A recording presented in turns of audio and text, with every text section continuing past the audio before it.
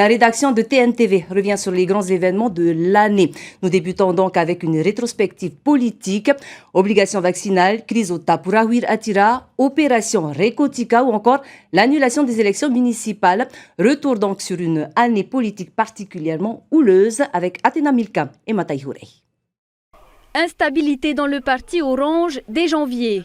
Prêté 5 mois plus tôt au groupe Ahireya Porinetia, Veitea Le Gaïk retourne au Tahuira Huiratira. Un retour suivi d'un départ du groupe fondé par Gaston Floss, celui du maire de Touboué qui rejoint les Rouges en avril.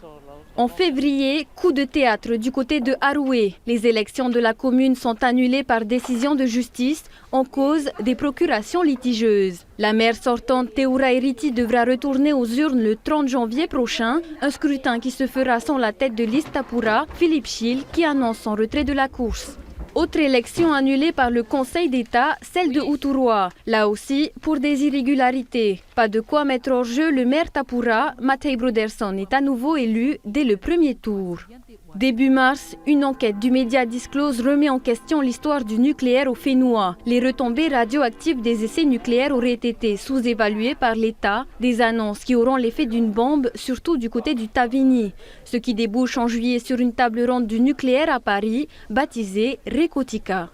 Dans le courant du mois, c'est au tour du président de la République Emmanuel Macron de rejoindre le Pacifique. Un séjour marathon pour aborder le fait nucléaire, le réchauffement climatique ou encore l'axe Indo-Pacifique, marquant l'intérêt particulier de l'État pour la région.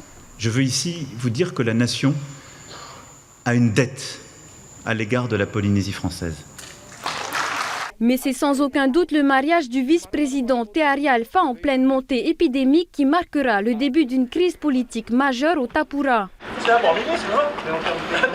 Une crise nourrie par l'adoption de l'obligation vaccinale le 20 août, car le refus du vaccin de 2 poids lourds de la majorité fait tâche dans la stratégie sanitaire du pays. Si Tehari Alpha est démis de ses fonctions au profit de Jean-Christophe Bouissou, la sanction n'empêche pas Nicole Boutot de démissionner du gouvernement, mais pas du parti, ce qui lui permet de briguer le siège de député.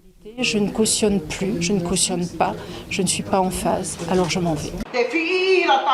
Plus récemment, c'est à Papara que le rififi s'installe. La maire Sonia Pounoua perd sa majorité, ses délibérations sont systématiquement rejetées. À ce jour, la situation est bloquée.